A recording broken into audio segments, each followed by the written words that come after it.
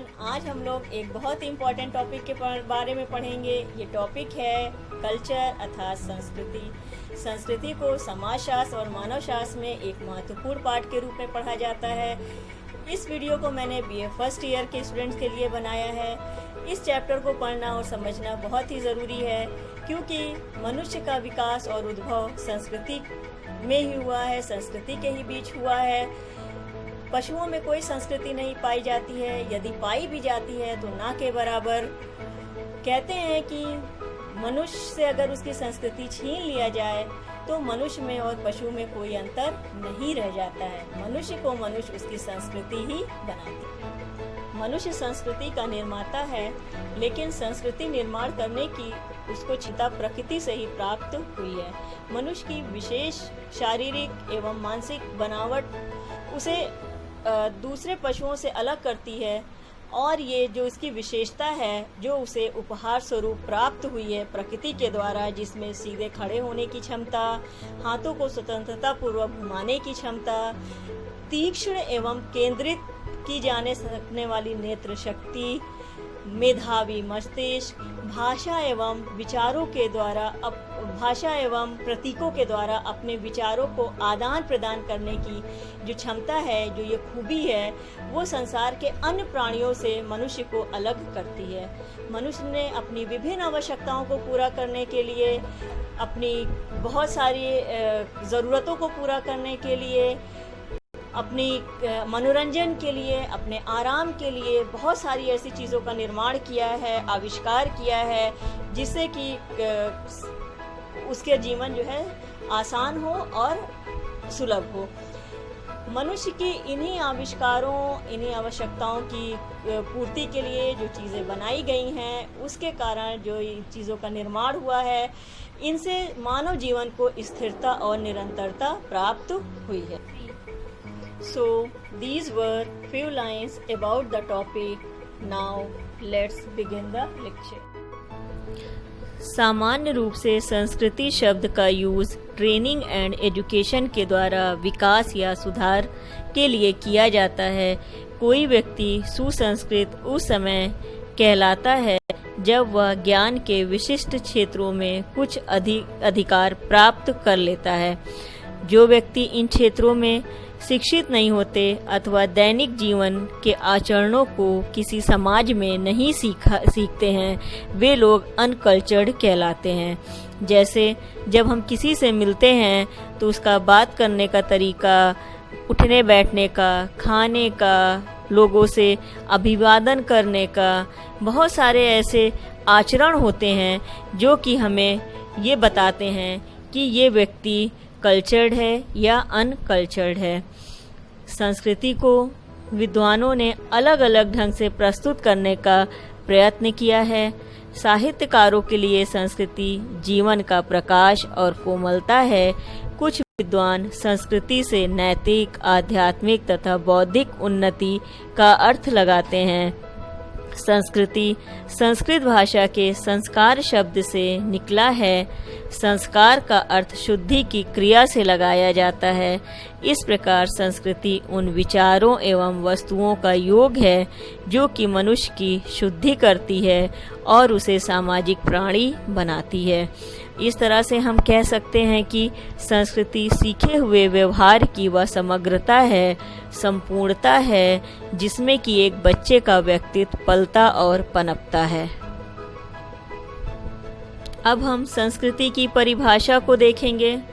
E.B. Tyler के अनुसार संस्कृति वह संपूर्ण जटिलता है जिसमें ज्ञान, विश्वास, कला, नैतिकता, कानून, प्रथा तथा वे सभी क्षमताएं एवं गुण सम्मिलित हैं जिन्हें मानव समाज का सदस्य होने के नाते प्राप्त करता है। अर्थात मनुष्य अपने सामाजिक जीवन से जो कुछ भी सीखता है, प्राप्त करता है, वह संस्कृति है। संस्कृति प्राकृतिक नहीं है बल्कि सामाजिक है, वह समाज की देन है। मेलोनिवस्की कहते हैं, संस्कृति जीवन व्यतीत करने की एक संपूर्ण विधि है जो कि शारीरिक, मानसिक एवं अन्य आवश्यकताओं की पूर्ति करती है और उसे प्रकृति के बंधनों से मुक्त करती है। अर्थात संस्कृति मानव का वह साधन है जिसके द्वारा वह अपने जीवन की आवश्यकताओं को पूरा करता है। E.S. बोगार्डस कहते हैं, संस्कृति किसी समूह के कार्य करने व सोचने की समस्त विधियों को कहते हैं। ब्लूम तथा सेल्जनिक संस्कृति को सामाजिक विरासत, सोशल हेरिटेज के रूप में स्वीकार करते हैं। हर्षकोविच संस्कृति को पर्यावरण का मानव निर्मित मैन मेड भाग कहते हैं। कहने का अर्थ यह है कि मानव जीवन दो प्रकार के पर्यावरण में पलता है, एक प्राकृतिक पर्यावरण, दूसरा सामाजिक पर्यावरण। मानव का संपूर्ण सामाजिक पर्यावरण ही उसकी संस्कृति है। इस सामाजिक पर्यावरण का निर्माण मनुष्य द्वारा किया जाता है, जिसमें उसके धर्म, प्रथाएं, रूढ़ियाँ, परंपराएं, विश्वास, श्रद्धा, कला, संगीत, साहित्य और बहुत सारी ऐसी चीज़ें होती हैं जो कि भौतिक चीज़ें, जिन्हें वो अपनी आवश्यकताओं को पूरा करने के लिए मकान, गाड़ी, मोटर, वस्त्र, बहुत सारे ऐसे सामान जिन्हें वो बनाता है जिससे उसका जीवन सुचारू रूप से चल सके। उदाहरण के लिए मिट्टी एक प्राकृतिक वस्तु है, परंतु उसी मिट्टी से जब अपने लिए वह बर्तन, मूर्ति आदि बनाता है तब वह संस्कृति का अंग बन जाता है। संस्कृति की प्रकृति को हम देखेंगे। पहला, संस्कृति मानव निर्मित है, अर्थात आज हम विकास के जिस स्टेज पर खड़े हैं वह धीरे धीरे विकसित हुआ है। मनुष्य ने अपने ज्ञान, अपनी क्षमता, अपने कौशल से बहुत सी चीज़ों का आविष्कार किया है, निर्माण किया है और नित्य नए निर्माण वह कर रहा है। दूसरा है, संस्कृति सीखा हुआ व्यवहार है, मतलब कि जिस संस्कृति में हम जन्म लेते हैं उसके तौर तरीके, व्यवहार और आदतों को सीख लेते हैं। जन्म से लेकर मृत्यु तक हम अपने जीवन को जिस भी प्रकार से गुजारते हैं वह उस संस्कृति में सीखा हुआ व्यवहार होता है। तीसरा, संस्कृति हस्तांतरित की जाती है, मतलब कि हम अपने पूर्वजों के अनुभव से जो कुछ भी सीखते हैं उसे हम अपने अगली पीढ़ी तक हस्तांतरित करते हैं। आज हम जिन भी रीति रिवाज, परंपराओं, प्रथाओं, व्यवहार, जिस भी चीज़ों को हम गुजार रहे हैं, जिसके अनुसार अपने जीवन को हम आगे बढ़ा रहे हैं, उसे हम अपने आने वाली पीढ़ी में भी हस्तांतरित करते हैं। अगला है, प्रत्येक समाज की एक विशिष्ट संस्कृति होती है, जैसे कि हिंदू समाज की, मुस्लिम समाज की, ईसाई समाज की, सिख समाज की, अंग्रेज़ी समाज की, हर समाज की अपनी एक विशिष्ट संस्कृति होती है। एक संस्कृति दूसरे समाज पे लागू नहीं होती है। अगला है, संस्कृति में सामाजिक गुण होता है। कहने का मतलब है संस्कृति किसी व्यक्ति विशेष के लिए नहीं होती है, बल्कि संपूर्ण समाज के सभी सदस्य उसके अनुसार आचरण करते हैं। अगला है, संस्कृति समूह के लिए आदर्श होती है। हम जिस भी संस्कृति को मानते हैं उसके अनुसार आचरण करते हैं और हमारे लिए वही आदर्श होता है। जैसे कि भारतीय संस्कृति हमारे लिए अंग्रेजी संस्कृति से ज़्यादा अच्छी है। संस्कृति मानव आवश्यकताओं की पूर्ति करती है, मतलब प्राणी शास्त्रीय एवं सामाजिक दोनों ही प्रकार की जो मनुष्य की आवश्यकताएं हैं उनकी पूर्ति संस्कृति के द्वारा ही होती है। हमारी सभी सामाजिक, आर्थिक, राजनैतिक जो भी आवश्यकताएं हैं और हमारी जो शारीरिक आवश्यकताएं जिनकी पूर्ति परिवार, विवाह, नातेदारी आदि के द्वारा होती है, इन सब चीज़ों का निर्माण संस्कृति में ही होता है।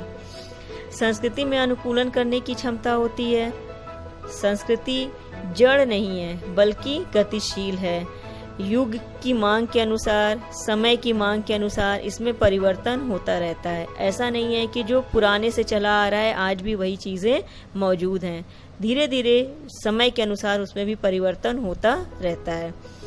संस्कृति में संतुलन एवं संगठन होता है। संस्कृति में अखंडता नहीं है, बल्कि यह छोटी छोटी कई इकाइयों से मिलकर बना हुआ है और यह इकाइयाँ शून्य नहीं है, बल्कि ये इकाइयाँ जो हैं वो एक व्यवस्थित रूप से गुथी हुई हैं, जो कि संस्कृति को संतुलित और संगठित करती हैं। संस्कृति अधिवैयक्तिक एवं अधिसावयवी होती है। संस्कृति व्यक्ति का व्यवहार नहीं है, यह समूह व्यवहार की समग्रता है। संस्कृति की रचना और निरंतरता किसी व्यक्ति विशेष पर निर्भर नहीं है, इसलिए यह अधिवैयक्तिक और अधिसावयवी होती है।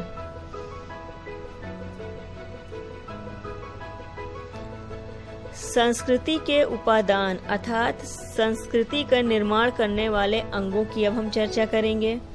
पहला है सांस्कृतिक तत्व।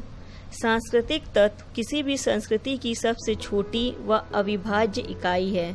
उदाहरण के लिए हाथ मिलाना, अभिवादन करना, नमस्ते करना आदि।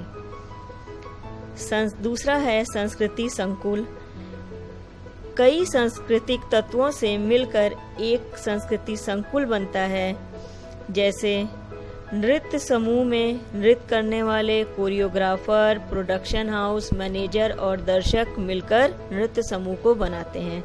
इसी तरीके से अगर हम किसी मकान को देखते हैं तो उसमें कई कमरे होते हैं, ड्राइंग रूम होता है, किचन होता है, टॉयलेट, बाथरूम आदि जो है, पोर्च, लॉबी, सब मिल करके एक मकान की संरचना करते हैं। तो इसी तरीके से आगे है संस्कृति पैटर्न। संस्कृति संकुलों के एक विशिष्ट ढंग से व्यवस्थित हो जाने से संस्कृति प्रतिमान बनता है। संस्कृति प्रतिमानों की संपूर्ण व्यवस्था को संस्कृति कहते हैं। उदाहरण के लिए जैसे भारतीय संस्कृति के प्रतिमान, जिसमें जाति प्रथा, संयुक्त परिवार, धार्मिक भिन्नता, कृषि, अध्यात्म, जीवन दर्शन आदि मौजूद हैं। ये सारी चीज़ें मिलकर के भारतीय संस्कृति का निर्माण करती हैं। अगला है संस्कृति क्षेत्र। यह वह भौगोलिक क्षेत्र है जिसमें संस्कृति के एक से तत्व या संकुल विशेष रूप से पाए जाते हैं, संस्कृति क्षेत्र कहलाते हैं।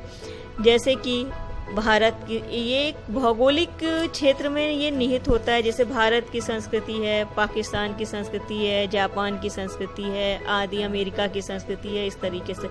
लेकिन आज के समय में यातायात के साधन बढ़ जाने की वजह से, संचार के साधन बढ़ जाने की वजह से जो सांस्कृतिक क्षेत्र है ये बाधित नहीं है।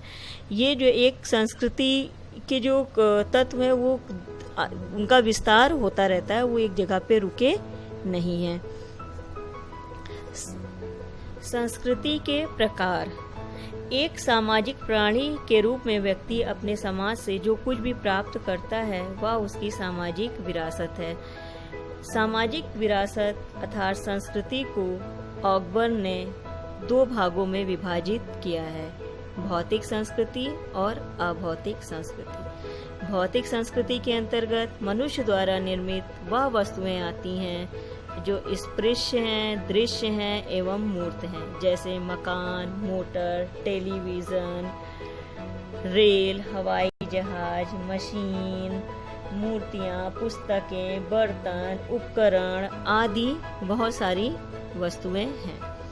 अभौतिक संस्कृति, इसके अंतर्गत समस्त रीति रिवाज, परंपराएं, कार्यकलाप, अभिवृत्तियाँ, आदर्श, भाषा, साहित्य, विज्ञान, धर्म आदि चीज़ें आती हैं जो कि अस्पृश्य हैं, अदृश्य एवं अमूर्त हैं। स्पृश्य, दृश्य एवं मूर्त का अर्थ होता है कि जिन्हें हम छू सकते हैं, देख सकते हैं, महसूस कर सकते हैं। अस्पृश्य, अदृश्य और अमूर्त जिन्हें हम छू नहीं सकते, देख नहीं सकते, केवल उनका अनुभव करते हैं, वो अमूर्त होती हैं। अब हम संस्कृति के महत्व को देखेंगे। संस्कृति मानव आवश्यकताओं की पूर्ति करती है। संस्कृति का प्रमुख उद्देश्य तथा कार्य मानव की शारीरिक, सामाजिक एवं मानसिक आवश्यकताओं की पूर्ति करना है। दूसरा, संस्कृति व्यक्तित्व निर्माण में मौलिक है, अर्थात हम जिस भी संस्कृति में जन्म लेते हैं उसी के अनुसार हमारे व्यक्तित्व का निर्माण होता है। उसी तरीके की हमारी सोच, समझ, हमारी पर्सनालिटी डेवलप होती है, वैसा ही हम व्यवहार करते हैं। संस्कृति मानव को मूल्य एवं आदर्श प्रदान करती है। संस्कृति के द्वारा ही मनुष्य क्या अच्छा है, क्या बुरा है, उसे क्या करना है, क्या नहीं करना है, जन्म से लेकर मृत्यु तक जितने भी व्यवहार हैं वो संस्कृति के द्वारा ही सीखता है। संस्कृति मानव की आदतों का निर्धारण करती है। मनुष्य अपनी आदतों को, व्यवहार को संस्कृति के द्वारा ही सीखता है। संस्कृति नैतिकता का निर्धारण करती है। हमारे जो भी नैतिक मूल्य हैं हम संस्कृति के द्वारा ही सीखते हैं कि हमें जीवन को कैसे गुजारना है, क्या करना है, कैसे कैसे हमें जो हमारे पारिवारिक कर्तव्य हैं, हमारे जो सामाजिक कर्तव्य हैं, हमारे जो दूसरे लोगों, मनुष्य के प्रति, लोगों के प्रति जो समाज के प्रति जो कर्तव्य हैं, उन सारी चीज़ों को हम संस्कृति के द्वारा ही सीखते हैं कि हमें किसी को हानि नहीं पहुंचाना है, सहयोग करना है, दया रखनी है, सहानुभूति रखनी है। बहुत सारी ऐसी चीज़ें हैं जो हम संस्कृति से ही सीखते हैं। संस्कृति व्यवहारों में एक रूपता लाती है। संस्कृति किसी व्यक्ति विशेष का व्यवहार नहीं है, बल्कि ये पूरे एक समाज का व्यवहार है, एक संपूर्णता है, इसमें एक समग्रता है। जैसे कि अगर हम किसी भी त्यौहार को हम मना रहे होते हैं तो कोई एक व्यक्ति एक त्यौहार को नहीं मनाएगा, बल्कि उस संस्कृति को मानने वाले जितने भी लोग हैं, उस समाज में रहने वाले सभी लोग उसी टाइम पे उस त्यौहार को मनाएंगे। तो उसमें एक रूपता दिखाई देती है। इसी तरीके से संस्कृति जो है वो अनुभव एवं कार्य कुशलता को बढ़ाती है। हमने जो भी चीज़ें अपने पूर्वजों से सीखा है उसको हम उसमें परिमार्जन करते, उसको हम और आगे बढ़ाते। जैसे कि पहले बैलगाड़ी का निर्माण हुआ, फिर दोबारा से उस अनुभव को अगले पीढ़ी में हस्तांतरित किया गया। लेकिन जो अगली पीढ़ी के लोग थे उन्होंने उसमें और आगे जो है उसमें परिमार्जन किया, साइकिल बनाया, मोटर कार बनाई, हवाई जहाज बनाया। तो इस तरीके से अनुभव और कार्य कुशलता बढ़ती है। संस्कृति व्यक्ति को सुरक्षा प्रदान करती है। मनुष्य एक सामाजिक प्राणी है। समाज में ही उसके अस्तित्व है। मनुष्य अपने समूह में स्वयं को सुरक्षित महसूस करता है। संस्कृति समस्याओं का समाधान करती है। हमारी जो भी समस्याएं हैं, जो परेशानियां होती हैं, कठिनाई होती हैं, वो हम अपनी संस्कृति में उन समस्याओं को उनसे हम सीख लेते हैं, समझ लेते हैं कि हमारी जो ये परेशानी है, जो समस्या है, इसका समाधान कैसे होगा। जो हमारे रीति रिवाज है, परंपराएं हैं, प्रथाएं हैं, उनके अनुसार हम अपनी समस्याओं का समाधान कर लेते हैं। संस्कृति सामाजिकरण में योग देती है। कहने का मतलब ये है कि एक बच्चा जब जन्म लेता है तो वह एक मांस का लोथड़ा मात्र होता है, लेकिन धीरे धीरे वो समाज में जो सामाजिक व्यवहार हैं उनको वो सीखता है और धीरे धीरे वो एक सामाजिक प्राणी के रूप में परिपक्व हो जाता है। वो समाज के सारे नियम को, सारे तौर तरीकों को सीख कर और एक परिपक्व मनुष्य बन जाता है। संस्कृति ही परिस्थिति एवं भूमिका का निर्धारण करती है। कहने का मतलब ये है कि संस्कृति के द्वारा ही प्रत्येक व्यक्ति की क्या परिस्थिति है, क्या भूमिका, उसका निर्धारण होता है कि पुरुष के क्या कर्तव्य हैं, महिलाओं के क्या कर्तव्य हैं, उन्हें किस तरीके से रहना है, एक मुखिया जो है उसका क्या कर्तव्य है, एक पति के रूप में, एक पत्नी के रूप में, एक बेटे के रूप में, एक बेटी के रूप में किसका क्या कर्तव्य है, इसका निर्धारण संस्कृति के द्वारा ही होता है। पितृसत्तात्मक समाज में पुरुष मुखिया होता है और उसके सारे निर्णय और घर के सारे निर्णय उसके अधीन होते हैं। उसी तरीके से मातृसत्तात्मक समाज में मुखिया स्त्री होती है और निर्णय लेने की अधिकारी होती है। तो जैसी संस्कृति होती है उसी के अनुसार परिस्थिति और भूमिका का निर्धारण होता है। संस्कृति सामाजिक नियंत्रण में सहायक है, मतलब कि हमारा जो व्यवहार है, हमारा जो तरीका, ज़रूरी नहीं है कि जितने भी समाज के द्वारा हमने जितने भी व्यवहार सीखे हैं सब समाज के द्वारा मान्य हों। ऐसा नहीं होता है कि हर व्यवहार समाज के द्वारा मान्य हो। तो कौन सा व्यवहार को समाज ने मान्यता दिया है, हमें कैसे क्या करना है और क्या नहीं करना है, इसका निर्धारण, इसका नियंत्रण जो है वो संस्कृति के द्वारा ही होता है। जो समाज के द्वारा व्यवहार मान्य होते हैं हम केवल उन्हीं व्यवहारों को कर सकते हैं।